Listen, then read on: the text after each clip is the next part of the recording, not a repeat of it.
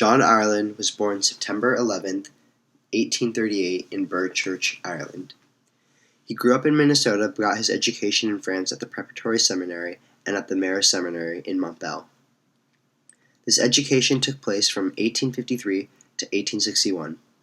He then returned to St. Paul after and was ordained for the Diocese of St. Paul in 1861 and represented his bishop at the First Vatican Council in 1869. Years later, in 1875, he was named the successor of the Bishop of St. Paul. With success in 1884, he became the Bishop of the St. Paul Diocese and attended the Third Plenary Council. His dynamic speaking abilities allowed for his rapid rise as a dominant figure in the liberal party of American Catholicism. He preached for the rapid assimilation of immigrants, accommodation of the Catholic Church to modernizing American values, defended labor unions, and praised public schools. German immigrants in particular opposed his view on immigrants. However, he saw it as a necessity to unify the American Catholic Church. His praise for public schools was seen by his opposers as voluntary surrender to the state. Despite the controversy surrounding Ireland's Americanist views, he became Archbishop of St. Paul in 1888. In 1893, he helped engineer the appointment of the first apostolic delegate, which upset many Americans.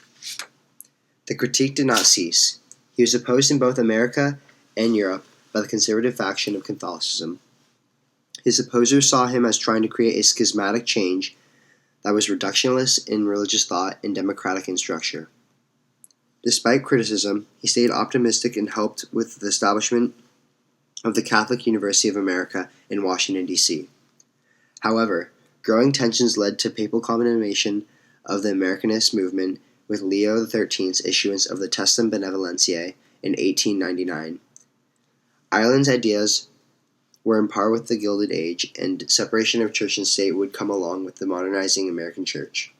All the way up to his death, Ireland kept his optimism and patriotism, which characterized him. He gave speeches even in his weakened conditions. Ireland passed away September 25, 1918 in St. Paul, Minnesota. He left behind a great legacy with his mark on the school system, the parishes he organized, and the churches he erected, including the Cathedral of St. Paul and the Basilica of St. Mary. He also was at work out of the religious circle when he collaborated with railroad tycoon James J. Hill to establish colonization efforts in the Northwest. He wanted to unify the American Catholic Church and spread the faith across America. With his building of the seminaries, churches, and Catholic schools, he demonstrated his commitment to the development of educated Catholic elite in America.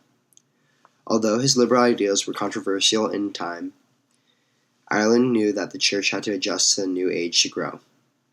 Ireland was seen as a bishop who America listened to, and his mission to make Catholicism known and understood succeeded. He was devoted to his people and to God, and left his mark on American Catholicism as we see it today.